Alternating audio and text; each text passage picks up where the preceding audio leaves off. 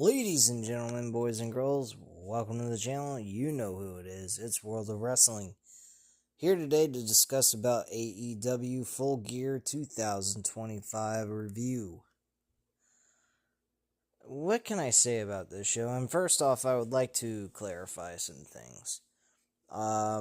Reason why I've had another hiatus here with the channel is because I have been moving. I've been in the midst of selling a house and packing things up and everything. I've been keeping up with the content of wrestling between AEW and WWE. As I've already mentioned before, I'm not covering AEW's week-to-week televised show of Dynamite anymore because it ain't worth sitting here talking about. It ain't going to change. It ain't going to get any better. But I do enjoy watching the pay-per-views. This pay-per-view, fellas, and gals, this sucked. I mean, straight up horseshit. I'll explain why. First off, I don't quite understand of the last 3 matches we watched.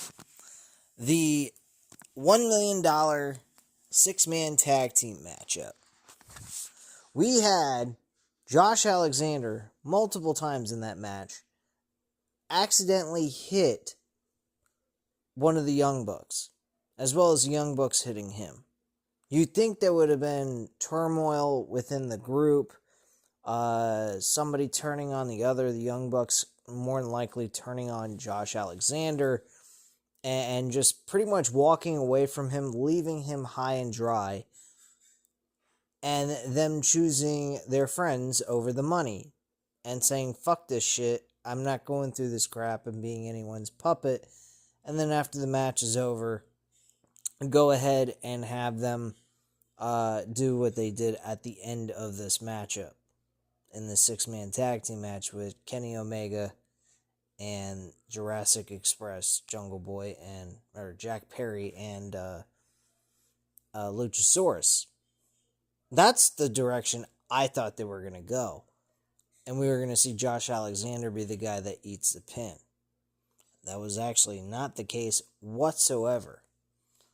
My reading on this card was not really that good at all. I was completely off on this card. AEW is very hard to kind of figure out where they're going with this shit. It's like, 1 minute it's fucking predictable as shit, and the next minute some of their decisions that are random don't really make a whole lot of sense. I'll give you another example of things not making a whole lot of sense. Some people might say, oh, Chris Statlander retaining the women's championship was amazing and it was awesome, and probably people will give Mercedes Moné props of saying, hey, she's at least putting someone over who's not Toni Storm. My question is this: why the fuck did we even have to have Mercedes Moné challenge for the women's championship to begin with? Couldn't we have given this opportunity to somebody else? Doesn't this hurt Mercedes Moné in a sense? In my personal opinion, it does. She can't win the big one. Then she's going to... Like Jesse from JD's channel, JD from New York 206, when he does Dynamite, he's been saying that Mercedes Moné should not win the title because then she has to lose all the championships, and as a women's champion, that would be a bad look, which I agree with, but here's the thing. If you go ahead and you have 13 fucking titles under your belt, and you win the most important title out of the bunch, why would you need 13 other championships to have to worry about defending? At the end of the day, what you would do is you'd have her win the Women's World Championship and drop all the fucking titles and vacate them. There's no fucking way in hell any person is going to want to defend all those belts. That's like a boxer going ahead and having multiple world championship title reigns in different weight classes and being undisputed in multiple divisions, and you expect them to defend the fucking belts. It ain't going to happen. They're going to vacate those titles and allow others to compete over them. This is the same difference. Once she's reached the pinnacle of her career in AEW, which is winning the women's world title, you have her drop the titles. That's the most logical thing you do. You don't have her keep the titles so she can lose all of them to everybody else and then finally lose the women's world title. Like, that is absolutely stupid. This match was drawn out beyond belief. At times I was saying, can we please get to the fucking point? Can we get to the finish? It was absolutely annoying and dragged out. It should not have been. I would say the match was about 25 minutes. That's what I'd say the match was. I can even go to Wikipedia and check that out myself right now. Just to get an idea of what the estimated time was for this match. But I have a gut feeling it was at least 25 minutes. But let's take a look and see what what Wikipedia had to say about the time frame.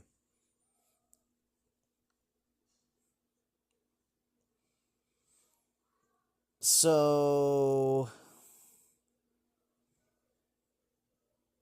Mercedes Moné was close to 25 minutes, 23 minutes and 5 seconds. We gave them a lousy 23 minutes to tell a fucking match that should have taken only 15. Utterly ridiculous. And at the end of the day, Mercedes Moné loses. So what is this? We're gonna have her lose now all the fucking titles she's won, and then after all that, she's gonna win the world champion? How the fuck does that even work? How does that make logical sense? She's going to suffer more L's than she is going to have wins. How is that going to give her the right to say, I have a right to challenge for the world title? She don't. What she's been doing gave her the right to challenge for the world championship in the women's division. Now if you have her go about losing all these titles, she ain't got no fucking reason to be able to say she's the challenger for the world title. You can't do that. It makes absolutely no fucking sense. That's the reason why I'm saying this was the wrong decision. Like I just said, they should have had her win this fucking championship and then drop all these motherfucking titles, including the women's TBS Women's Championship. That title should have been dropped as well. Vacate the title and let the women compete over that fucking championship. At least then we would have had fresh, new names competing over a women's title. Chris Statlander, where does she go from here? She was used as a fucking pawn. That's the way she should have been booked, because at the end of the day, what has she got to work with in this division? Let's be real with ourselves. We have no women's division that's worthy enough to challenge for the world title. You have Mercedes Moné win the championship, drop all the fucking titles, vacate them, and then you have her face a bunch of names that everyone knows she's going to beat, build up a fresh name into being worthy enough to challenge her for the fucking title and have her lose the championship. A prime example would be Tekla. She'd be a perfect example of being able to be built up for that championship. She would have to be turned into a babyface with the Sisters of Sin. But I guarantee if they turned them babyface, people would gravitate to them, because I honestly think people do enjoy their work. I really do. I don't think they're shit. Especially Tekla. I think that she would be the perfect person to take the title away from Mercedes Moné with a drawn-out reign as Women's World Champion. Chris Statlander, I still see Tekla being the one to drop her if that wasn't Mercedes Moné. So at the same time, Tekla is going to be the one to become the future world champion in the women's division. It's that simple. But yeah, I didn't like that decision. I didn't like the idea of going with fucking Chris Statlander. So now we're gonna go ahead and we're gonna book her to lose championships to other promotions. Like, what are you doing? And then we're gonna bring her back to the women's world title after she's lost a bunch of matches with the titles on the line? The fuck? You did that in real sports, in UFC, boxing. You have all these fucking championships and you lost them all? You wouldn't be challenging shit. You'd have to work your way all the way back up to the top. Good luck with that. Whatever, man. I think the whole decision there was stupid. Now, the Samoa Joe decision winning the world championship inside the steel cage, which, by the way, thank you, Tony Khan, for making the main event not as long as you've had in the past pay-per-views. This was only 16 minutes. I like it. What I don't like is having Hook go ahead, preach about how fucking Samoa Joe's a piece of shit, he's this, he's that. Not to mention there was no fucking clues whatsoever of giving you any kind of hindsight to make this make any fucking sense. Absolutely none. I don't care what anybody says. I guarantee you not one fucking person saw that shit coming, and some people might say that was a great move. To me, I think it was stupid because over time, leading up to this whole event, these guys faced each other multiple times, and Samoa Joe made him tap out like a little bitch. I mean, I don't know. I do not know what people think. But honestly, this was the most hypocritical load of bullshit I have ever seen.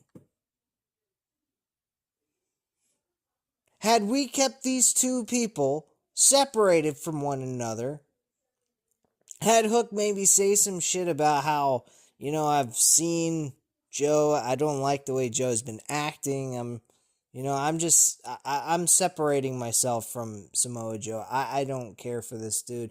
This is not the same person that I rode with. You have him walk away from Samoa Joe while he's a babyface. Act like, hey, you're not my friend. Acting like Hook was going to turn heel in this whole situation. And then Hook, fucking Samoa Joe turns heel. And then you have Hook coming out saying, I've always known he's a piece of shit. Blah, blah, blah, blah, blah, blah. Yada, yada, yada. He's losing 2 matches to Samoa Joe in tag team wrestling, I believe. And I think both times tapping out. And then you have him come out here tonight, and he hits Hangman Page with the championship deliberately. Wasn't accidental. Was done deliberate. I'm like, what the fuck is this? And not to mention, of course, the cage is meant to keep people out. And once again, the concept of a steel cage to keep people out is completely thrown out the window. The door was open. We had fucking Powerhouse Hobbs get into this matchup as well. I mean, this was just a fucking load of shit. Then we have, I was thinking MJF, but no, we don't get MJF. We get fucking Swerve Strickland. We're going right back in circles all over again. This is what we're doing, folks. AEW circling it back. I stated this on a video that JD from New York 206 stated about the interview with Tony Khan with Errol Hawani, and I mentioned that in the comment section. I stated that Tony Khan seems to be a politician and he's really bad at it. And JD stated that's because he is. And that's what politics usually did when they were asked questions about certain things. When I was actually watching it consistently on a day-to-day basis while I was working, I was very concerned about the COVID thing and seeing where things were going with it and what they were going to do. And they just kept saying, we'll circle back to you. We'll circle back on these questions that they were asking. And that's what I feel like Tony Khan's doing here with this championship. We're circling it back around. We're going from Samoa Joe back to Swerve Strickland, Hangman Page, and yada, yada, yada. Like, what the fuck, bro? Like, seriously. I'm over this shit. I really am. We've had Samoa Joe, Hangman Page, and fucking Swerve Strickland in triple threat matches before. I believe it was last year in 2024. Say that was... It wasn't Double or Nothing. It was before Dynasty. It was Revolution in 2024. So it was last year when Sting retired. And they had a triple threat match between the three of these guys. And now we have the three of them all wrapped up in this world championship run all over again, with Joe being the champion again. So what are we getting? We're getting a triple threat match? Two guys that used to be enemies now become good friends, forgive each other, and have pure competition over the title while they try to... One of them tries to become champion, taking the title off of Samoa Joe. Is that what we're going with? I mean, this is bullshit. I was expecting MJF to come out. We could have turned him babyface against Samoa Joe, and we could have had him get revenge, get the fans back on his side, be the biggest ruthless son of a bitch as a babyface, like an anti-hero character, and have him be a more serious world champion as a babyface than we did before in 2023. Couldn't get that. I will admit, I appreciate Tony Khan putting the title on Samoa Joe, kind of changing things up. The Hangman run was not working out this time around. The first time was good. Second time, the creative dropped the ball big time on Hangman Page as world champion. I mean, this was really pathetic. Not to mention, they only gave him 16 minutes. That's kind of surprising. The women got more of a time frame as... which was more of a main event than this one was. I don't know. I mean, just based on AEW's track record, their always main events are going like almost 25 to at least 30 minutes. So I kind of figured that's what we were going to get here. We didn't get any of that. It was just 16 minutes, which is fine.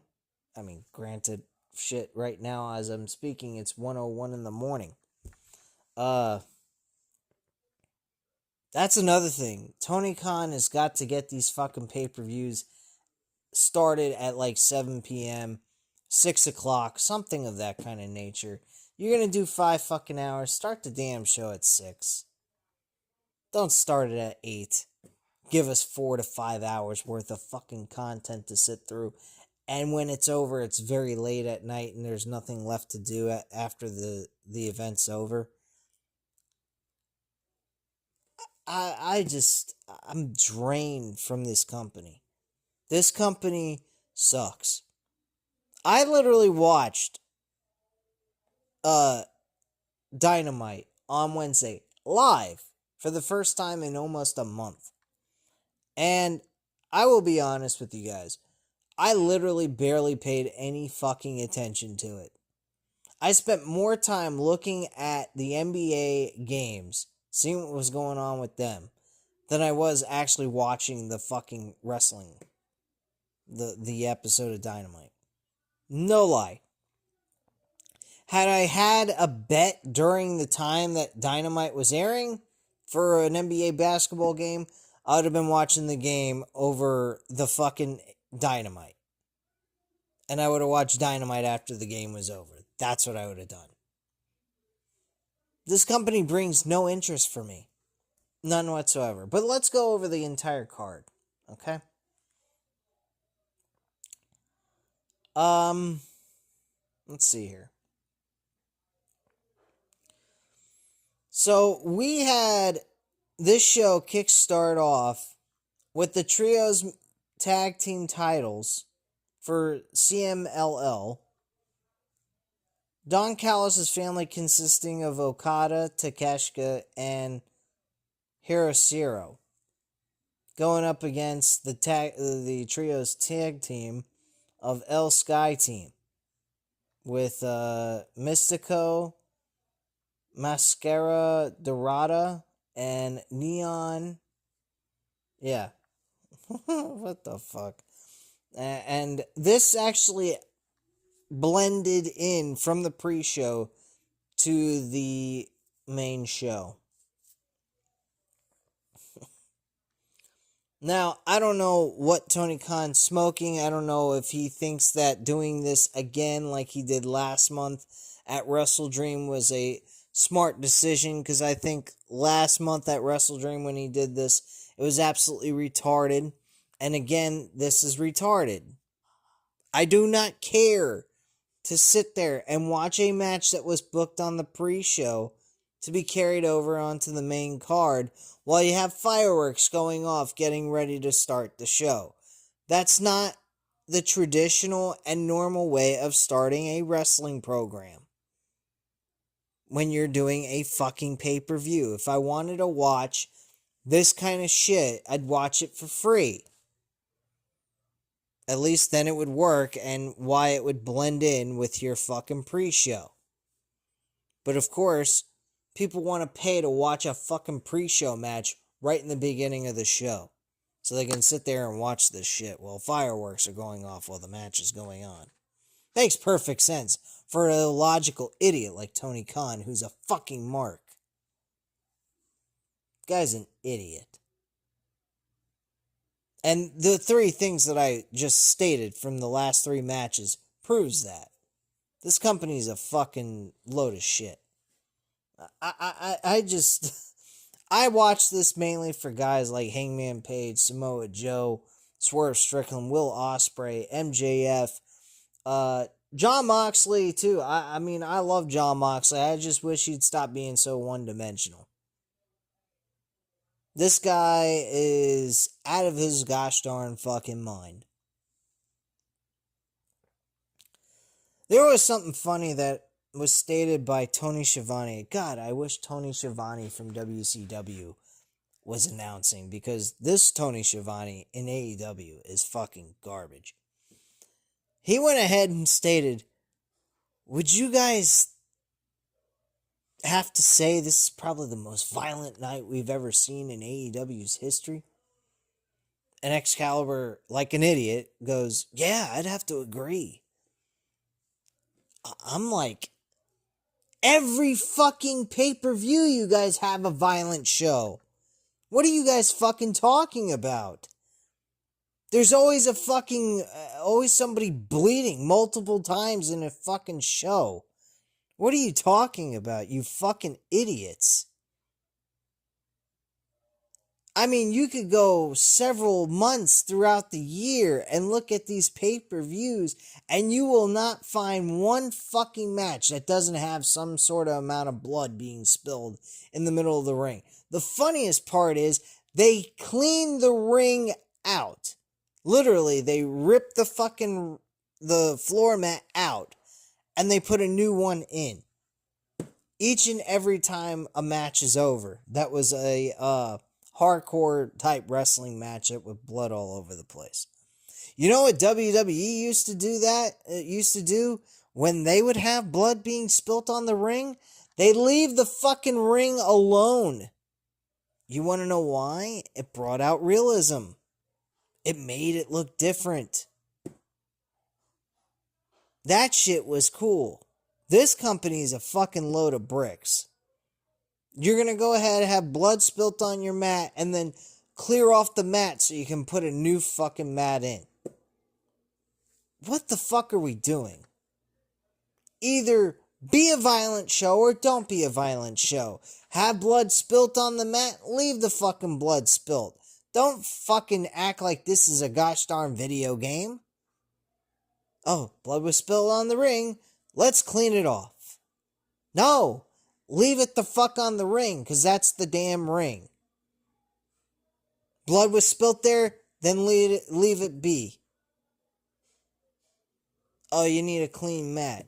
The fuck you don't. It ain't gonna hurt nobody. These people are drugged. These people are tested. They wouldn't be in the middle of a ring if they had STDs. I can promise you that. They get physicals. They get tested for all kinds of diseases and all kinds of shit because they're rubbing up against each other. Don't give me that shit. If anybody wants to throw that in my face. You want it to look like a fucking bloodbath? Leave it as a bloodbath. I find that very annoying. Every match that they had tonight that had a hardcore wrestling matchup with blood being spilled, they always cleared the fucking ring off. Why? Why do you need to change out the mat? To me, it looks stupid. But it is what it is. Anyway, we kickstart the show actually with Pac and Darby Allin. I was expecting Darby Allin to win this matchup, but Pac actually ends up winning it with the distraction, I believe, from Claudio Castagnoli. Oh no, Will Yuta, excuse me. And they bring out a baseball bat. And this I did not mind, even though I had the pick incorrect. I did not mind Pac winning. It still does make sense to me because there was a distraction. It elevates the storyline a bit more and whatnot with Pac defeating Darby Allin.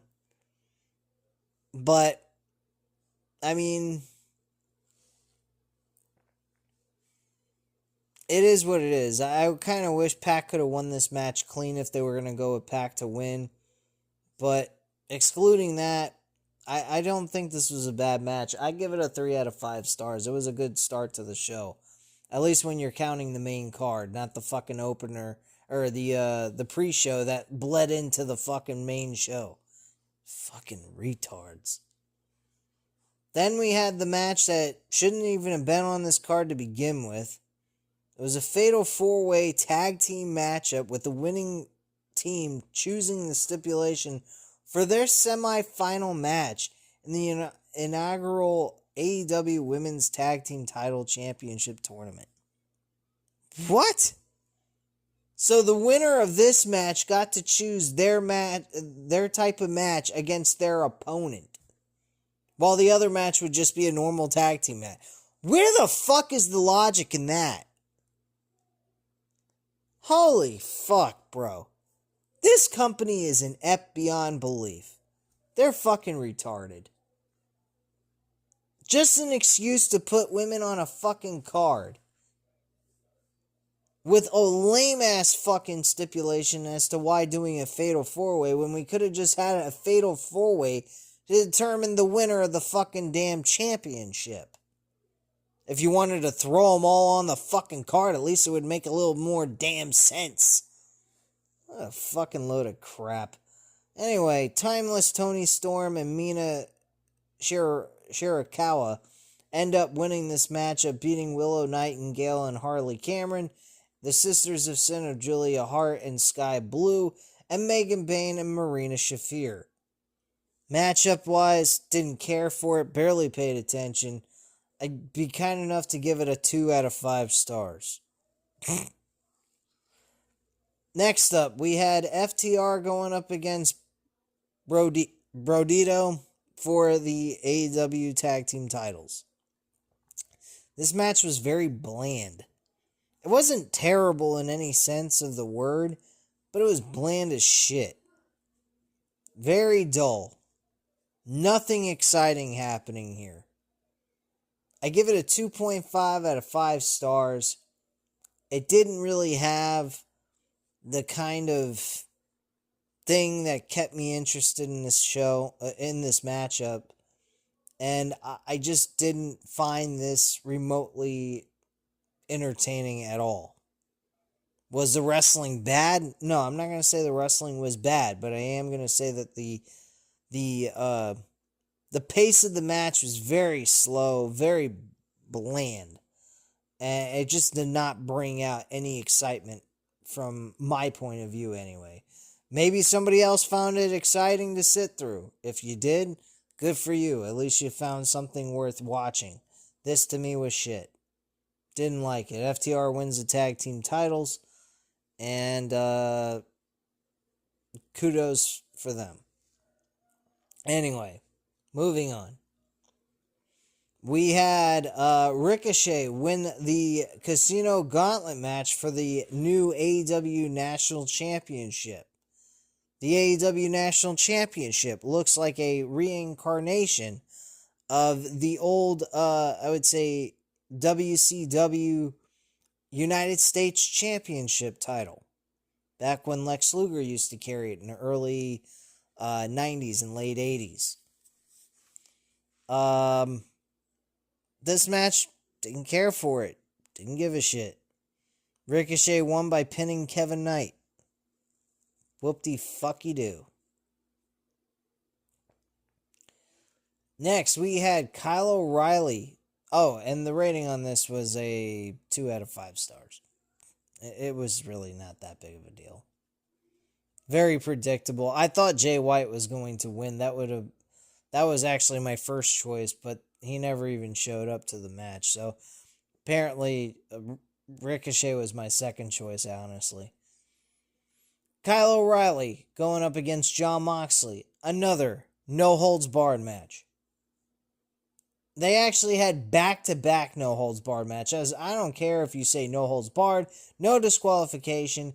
It don't make a damn difference. It's all the same shit. It's just hardcore wrestling. That's all. Moxley and making him tap out. Clean. Had no outside help. Did it completely on his own. Had Moxley using forks. What has happened to Jon Moxley? Jon Moxley used to be a good professional wrestler. A decent, I won't say good, I'll say decent. He was fun in WWE. You take away the fucking comedy skits that Vince McMahon made him do. He actually was good at what he did in the ring. I found him entertaining. I think the matches he had with AJ Styles in 2016 was fun. I think he was entertaining as shit as the WWE champion during that time. And he got even better and became a main event attraction in AEW. And he didn't need to go over the top with his hardcore wrestling shit. I don't know what's happened to this dude, but he's like turned into this fucking raving lunatic with forks and staples and all kinds of other bizarro garbage. I just don't understand it. He's become one-dimensional. That's all. That's the best description of Jon Moxley. He has no variety to him. He has no different styles to him. He's just one way and that's it. I think that sucks because I think he was good when he first came into AEW. He didn't always have to have a hardcore match to have a good match. I do not get this guy. I think he's out of his fucking mind as well to be putting himself through all this shit with his body at this point in time in his career, no less. The man is in his mid to late 30s going into his 40s. And this guy is fucking doing this kind of shit. Like, why are you going to put yourself through this kind of crap? Seriously. I think it's absolutely stupid. But this is what the guy enjoys doing, apparently. I don't know. Kyle O'Reilly gets the W with a ankle lock and makes him tap out, no less. Makes him fucking tap out. You know what would have been really good? Instead of a no disqualification or no holds barred match, you know what would have been smart of AEW? How about booking these two in a submission match? No blood, none of that good old technician wrestling skills executed in the middle of the ring. Jon Moxley knows how to submit people. He had a fair opportunity. He would have been able to go ahead and wrestle this kid. I don't know if you could say he's a kid. He's been wrestling for quite a while too. But Kyle O'Reilly and him in a submission match would have been the perfect setup. Then we could have seen the Death Riders go ahead and actually turn on Jon Moxley at this event. Instead, they didn't turn on him at all. They helped him beat the shit out of Kyle O'Reilly instead. Tell me where the fuck this makes any damn sense. This is not the first time Kyle O'Reilly has made Jon Moxley tap out. So why are we sitting here continuing to carry on this Death Rider saga that seems to have no ending nor no fucking direction as to where we're ending this shit? And I think I understand why they're not going to come to a conclusion to it. Because Tony Khan loves Jon Moxley so much, he wants to keep him at the top of the helm. At least being able, kind of be close to the main event scene without actually being the world champion. But we don't, again, still to this day, this company, this Death Riders group has been around for over a year. They've been around since Wrestle Dream of last year, and we still do not have a fucking clue as to what their fucking purpose is in this company. Why they did what they did, and why they're still here doing what they're doing. I don't understand this fucking company at all. Illogical shit all around. The matchup, despite the hardcore wrestling shit that we've seen quite a bit in this fucking show tonight, I'm going to give it a 3.5 out of 5 stars. I think the matchup was fun. I enjoyed the match. I thought it was fine. And it delivered. It could have been delivered a lot better without the fucking blood and bullshit in it.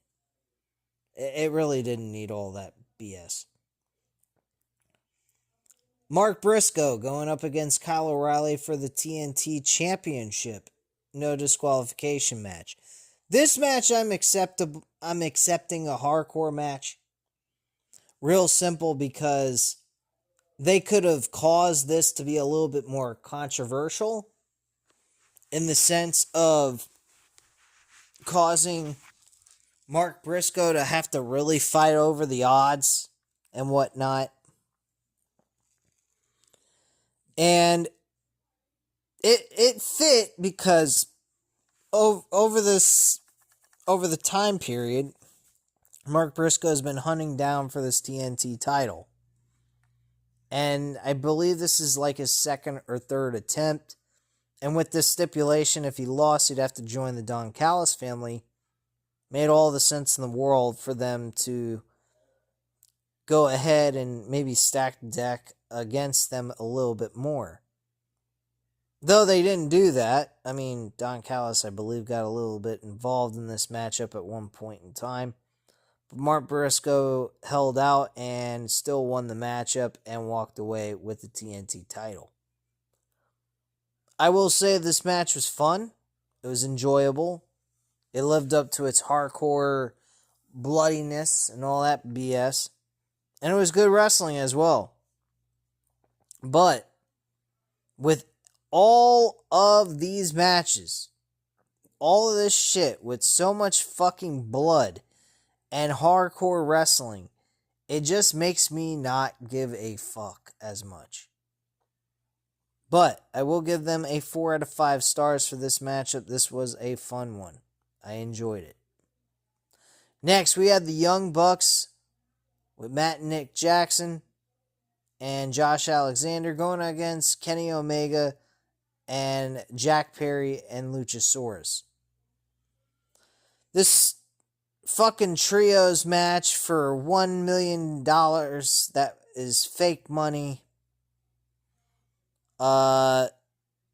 This match was, action-wise, I thought it was decent. I'd give it a 3 out of 5 stars for action. But again, like I said earlier in this video, why didn't the Young Bucks just turn on Josh Alexander, say fuck winning this match? They turn on him. They help the Kenny Omega and Jurassic Express win the matchup. And Kenny Omega and Jurassic Express say, fuck it, man, we're going to share the $1 million with them. At least they don't walk away with nothing for their trouble. And they all embrace, hug each other, and share the money together. That would have been the direction I would have went with and said, fuck you to Don Callis. Which at the end of all this, that's exactly what they did. And Don Callis is walking away with $1 million. Now, with the Broke Bucks, as we're going to call them here in this this section of the review, why the money is kind of important when you got $0 to your name. But when you go ahead and you choose your friends over the money, which they didn't at first, they chose the money. Think about this. They chose the money, they won the fucking money, then they chose their friends. When it should have been the other way around. Now they have no money at all, because I believe Don Callis ran off with the money. Kept it all for himself and Josh Alexander, I would assume. And they're with nothing. Now, what kind of fucking reward is that when you go ahead and you choose your friends over money? I think that sucks. I think the direction they should have went, like I just stated, is they turn on Josh Alexander, Kenny Omega and Jurassic Express get the victory, they win the $1 million, the Young Bucks embrace Kenny Omega and Jurassic Express, and the 5 of them share the money amongst themselves. That's the direction I would have went with that. That would have made a little bit more sense. Don Callis doesn't walk away with fucking money that he didn't even earn with the team he had. And that's it. That's what should have happened. But, of course, it didn't. Because Tony Khan makes as much sense as a lump of shit sliding up against a wall. I don't know if that was a great analogy, but who gives a shit? Not like Tony Khan's making any sense of his crap. Why should I? Yeah, but match-wise, it wasn't bad. 3 out of 5 stars. I thought it was fair action-wise, but the direction and the decision they made sucked. Chris Statlander defending the AEW Women's World Championship against Mercedes Moné. I've already went over this. I think the wrestling-wise was good. I liked the direction they were going with the story and the match, with Chris Statlander's arm hurting her throughout because of sustaining some kind of injury during that match. Worked injury, I should say. And, Mercedes Moné working on that arm of hers. She could have put it in an arm bar at one point in time. She never did. I don't know why. That would have been great. Having her bend that elbow invertedly. Having her arm going in the wrong direction that it should be going. Forcing her to have to tap out would have been absolutely stellar to watch. But they didn't do that. They went with Chris Statlander to retain the women's championship. The positive I will take out of this is the fact that Mercedes Moné was willing to job out to Chris Statlander in this situation. That I will say is the most positive thing anyone can take out of this. Other than that, as a booking decision, I think this was absolutely fucking stupid. You already had her lose to Toni Storm. Why the fuck is she losing to Chris Statlander unless they're moving her into the World Championship run? I think it was absolutely piss poor decision on their part. There was no reason to make Mercedes Moné have to lose twice. Had they never had Toni Storm and her face each other one-on-one, which, don't get me wrong, was a great matchup between the two of them. I think that was a fantastic match. But, regardless of that, you put her back into the World Championship opportunity, and then you make her lose again. Like I said earlier, if she's holding on to 13 fucking titles, and she wins one of the most important championships of her fucking career, in AEW that is, and she finally wins the title, why the hell would she need all the rest of these championship belts? She wouldn't need the championship belts at all. She'd drop them all, vacate them, and put all of her time and focus in defending the women's world title. It's that simple. But they didn't go that route. They had her lose the matchup altogether and not win the belt. Okay, fine. I won't discredit them. The wrestling was very good. I'm going to say it's a 3.5 out of 5 stars. Fairly decent action. But the booking decision, bad decision on their part. Just my thoughts, man. I don't think that Mercedes Moné should be losing to fucking Chris Statlander after she's already lost to fucking Toni Storm. She only needs to lose once. Then you work her back up to the fucking world title, and then you have her win the damn world title. And then you have her drop the rest of the unimportant championships she's carrying around. Because in my opinion, with her winning all those damn titles, that's keeping her relevant and having a reason to be able to say she's a challenger for the Women's World Championship. She's winning matches nonstop all the time. She's not losing a whole lot. And then you have her lose all these fucking titles to everybody. I mean, granted, nobody will know who the hell they are or where to find this content to actually watch and see her lose these belts. But why would she ever be able to claim she has a reason to be able to challenge for the women's world title if she's losing all these belts in the first place? Either way, she has all these titles, keeps them, or wins the women's world title while keeping them. Makes absolutely no damn sense. At some point, she has to drop these fucking titles. And her winning the women's world title was the perfect way of doing that. But, hey, this is AEW for you guys. You fucking sickos. You like this shit? Good for you. I'm glad your time's being spent wisely. Mine was wasted. Just my thoughts on it.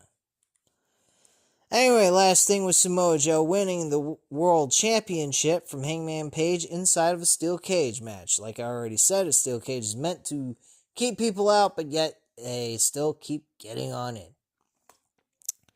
And I told you guys my thoughts on that. Rating on this match was a 3 out of 5 stars. A lot of blood being spilt by both men. More on Samoa Joe's end than it was Hangman.